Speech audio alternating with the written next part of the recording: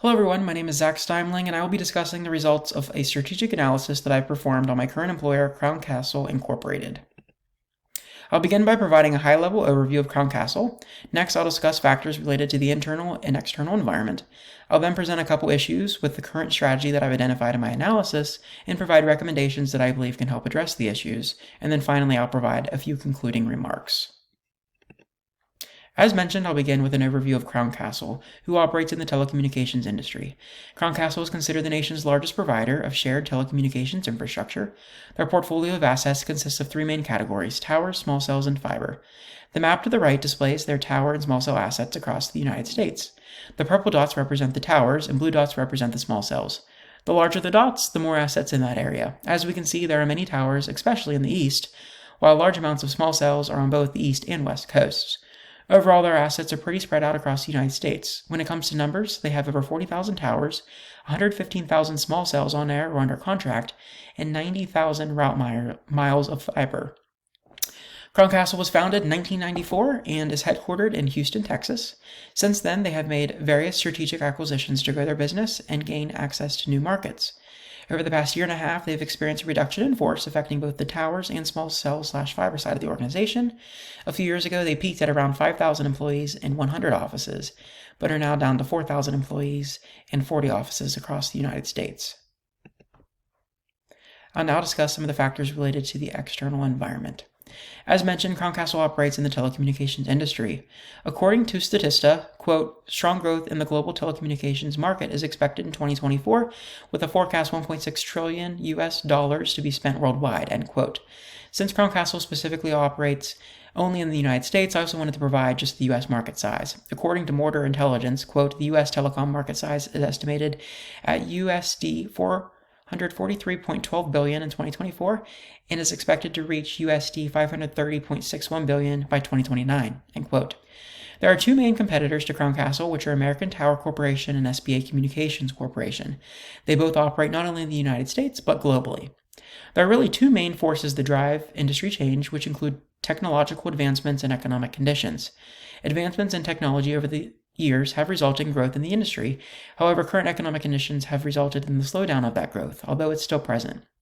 As we learned in our book, quote, Michael Porter developed the highly influential Five Forces model to help strategic leaders understand the profit potential of different industries and position their respective firms to gain and sustain competitive advantage, end quote. The five fundamental competitive forces include threat of entry, power of suppliers, power of buyers, threat of substitutions, and rivalry among existing competitors. I believe that the power of buyers exerts the most pressure. According to Crown Castle's 10K, 75% of site rental revenue comes from only three customers: AT&T making up 18%, Verizon making up 19%, and T-Mobile making up 38%. This means that these three customers especially have a lot of power and can exert pressure, which results in decreased profit potential. The telecommunications industry can be viewed as attractive as continued growth is anticipated in the United States and abroad. As the chart to the right from the PwC Global Telecom Outlook 2023 to 2027 report displays, there is a significant data consumption growth expected over the next few years, which equates to increased revenue. Next, I'll discuss some of the factors related to the internal environment. Crown Castle provides a clear mission statement, which is, quote, our company's purpose is to provide profitable solutions to connect communities, businesses, and people to each other, end quote. They also recently rebranded their values, which are now represented by the acronym PURPLE. Their values include the following: people matter, us together is better, right thing always, pursue excellence, learn and grow, and embrace stewardship. As their site explains, quote, these shared values are a guide for our decisions and the way we work with each other, our customers, partners, shareholders, and communities, end quote. Regarding financial performance, there are two main metrics the company closely follows and reports on. The first metric is AFFO, or adjusted funds from operations per share. This metric is specifically relevant to REITs, which are real estate investment trusts, which Crown Castle happens to be. Essentially, the AFFO per share helps analysts to better understand a company's ability to pay future dividends to the shareholders. My analysis shows that from 2019 to 2023, AFFO per share increased from $5.69 per share to $7.55 per share, or by $1.86 per share over the span of 5 years. The second metric that Crown Castle closely follows is adjusted EBITDA, which stands for earnings before interest, taxes, depreciation, and amortization. My analysis shows that from 2019 to 2023, adjusted EBITDA increased from $3.3 billion to $4.4 billion, or by $1.1 billion over the span of 5 years. I think it's important to note that although both metrics display overall increases over the past 5 years, Crown Castle fell short of meeting their targets under both metrics in years 2019 and 2023. I did, however, notice that in years 2020, 21, and 22, Crown Castle exceeded their targets. In years 2021 and 22 especially, Crown Castle experienced significant growth driven by the deployment of 5G deployment of equipment. As our book explains, quote, core competencies are unique strengths embedded deep within a firm, end quote. The book goes on to explain, quote, core competencies allow a firm to differentiate its products and services from its rivals, creating higher value for the customers or offering products and services of comparable value at a lower cost, end quote. I believe Crown Castle's core competency is the ability to offer best-in-class customer service while providing access to the best telecommunications infrastructure in the country. This core competency allows Crown Castle to effectively compete in the industry against its competitors. There are two generic competitive strategies a company can pursue: differentiation and cost leadership. As our book explains, quote, a differentiation strategy seeks to create higher value for customers than the value that competitors create, end quote, while, quote, a cost leadership strategy seeks to create the same or similar value for customers by delivering products or services at a lower cost than competitors, enabling the firm to offer lower prices to its customers, end quote. I believe Crown Castle is pursuing a differentiation strategy based on the services they offer their customers. Based on this strategy, Crown Castle must make strategic choices. One of their strategic choices has been to provide excellent customer service.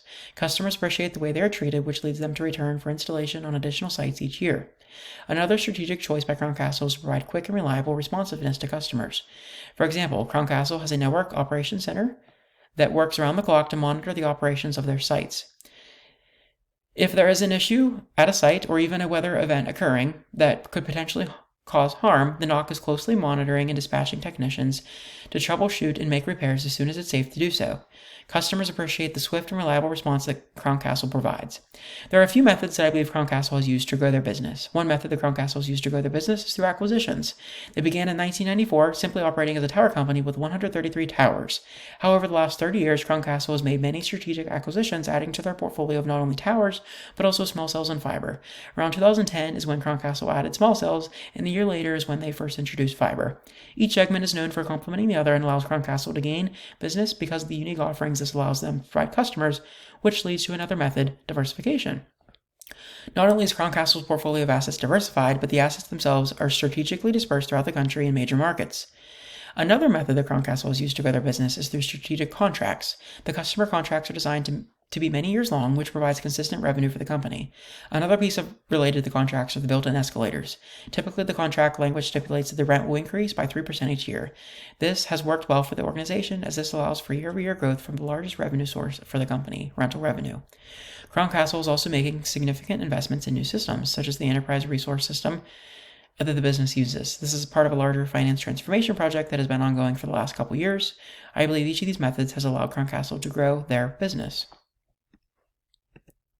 Regarding foreign markets, Crown Castle solely operates in the United States. Through countless earnings calls, leadership has expressed their interest only in the U.S., as they believe the U.S. market shows the strongest potential for telecommunications growth in the industry. It is worth noting that Crown Castle once owned and operated a subsidiary in Australia. There was significant growth within the subsidiary, but just not enough to warrant its continuance. Although the subsidiary experienced growth, leadership made the strategic decision to sell off the assets and reinvest in the U.S. market. When it comes to organizational structure, I believe Crown Castle has a high degree of specialization. For example, within their accounting department, there are accountants that just pay bills, while others solely focus on invoicing customers, and others just specialize in external reporting. I believe Crown Castle overall has a medium degree of formalization. There are absolutely cases where formalization is high, for example, the company's code of ethics. This is something that relates to all employees, and each person is expected to follow the same conduct. Crown Castle is divided into areas including South, Central, East, and Midwest. From an operational standpoint, each area has their own vice presidents, which each sets their own ways of operations. This is an example of a low degree of formalization. I believe Crown Castle follows a decentralization approach. Directors and even managers are given the authority to make daily decisions. This allows for quick resolution of issues that may arise. I believe Crown Castle has a tall structure when it comes to hierarchy. The organization chart is a nice feature that displays the chain of command. Most teams have a supervisor, which reports to a manager, who then reports to a director, who then reports to a vice president, and so forth. Overall, I think the span of control is narrow, as the number of direct reports for each people leader is relatively low. I believe each of the members of the executive management team each provides a unique leadership style that is effective. All the individuals add value to the organization. Some make decisions by surrounding themselves with other individuals, while others surround themselves with financial results and trends. Some are more empathetic, while others are direct and to the point. All of them share in the belief that we are all accountable for how we operate as a company. For these reasons, I believe the combined leadership style of this team is effective and drives value for Crown Castle and its shareholders. After completing a comprehensive review and analysis of Crown Castle, there are a couple items that I believe are issues tied to their strategic direction. First, Crown Castle has invested a large amount of capital resources over the last 10 years into the fiber business segment. However, they have seen little return from this segment. The performance results of the fiber business have decreased over the overall performance of Crown Castle. They are in the process of performing a strategic and operational review of the fiber business segment, which is a step in the right direction. Another issue for Crown Castle has been their sole reliance on the U.S. market. Although they once competed in Australia, they are now solely operating in the United States. Our analysis shows that there is significant growth expected in the telecommunications industry worldwide, but Crown Castle is not able to take full advantage of this, as their reach is limited. Crown Castle's competitors, on the other hand, are in various countries, which allows them to make gains in the industry, while also reducing risk as they operate in a diversified market. Regarding the fiber business issues mentioned, I agree with the actions of Crown Castle as they've begun to take by performing a strategic and operational review. Depending on the results of the review, I think there are a couple options or recommendations that I would make. First, Crown Castle can continue operating the fiber business, but separate it out as its own entity. This is something similar that Google did when they created the parent company Alphabet. Crown Castle can be the parent company, but then Crown Castle Fiber can be a separate entity under the parent. This will allow for separate reporting, which can make it easier to identify how well the fiber business operates.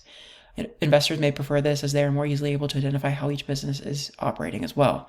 Another option would be for Crown Castle to sell the fiber business and solely rely on the tower and small cell businesses that have proven track records of superior performance. The funds that are received from the sale can be used to make additional investments in the tower and small cell businesses. I recommend Crown Castle's key leaders and board of directors collaborate and discuss the two options and make a final strategic decision based on their conversations and further analysis. Based on my analysis, I would encourage the business leaders to pursue one of the two options mentioned, rather than Crown Castle continue operating the fiber business as it currently does. Regarding the issues related to solely relying on the U.S. market, I would suggest Crown Castle consider expanding operations in other countries. We've seen that Crown Castle's largest competitors, American Tower and SBA Communications, both have global operations. Expanding globally will allow Crown Castle to reduce the risk of losses specific to the U.S. market. Diversification into other countries can lead to significant growth potential for Crown Castle. Our analysis shows significant growth in data demand is anticipated globally. This would allow Crown Castle to capture some of the value expected from a global standpoint. I again would encourage Crown Castle's key leaders and board of directors to discuss the potential opportunities that the global operations could present. It seems one of the reasons Crown Castle left the international market, Australia, was to free up resources that could be used to invest in other areas such as fiber. Now that Crown Castle has had time to make investments in fiber, but have not experienced the returns that were expected, I think it might be worth considering turning the investment approach around. Crown Castle might find selling off fiber assets and using those resources to invest in the global market might be the next strategic move they want to pursue. I would highly encourage Crown Castle leaders to consider the current international strategy, or lack thereof, and decide if expanding globally would aid them in sustaining a competitive advantage in the industry. In conclusion, since its inception in 1994, Crown Castle has made significant strategic investments in the telecommunications industry. Their unique portfolio of towers, small cells, and fiber assets has positioned them well against their competitors. Through a clear mission and purposeful values, Crown Castle has been able to create a culture where people enjoy working.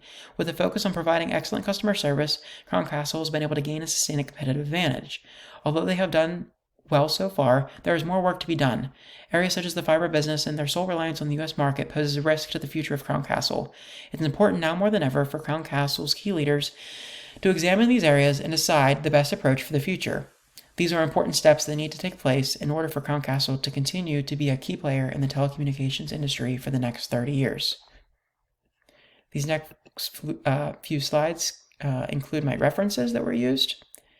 I thank you for your time, and I'm now open to take any questions.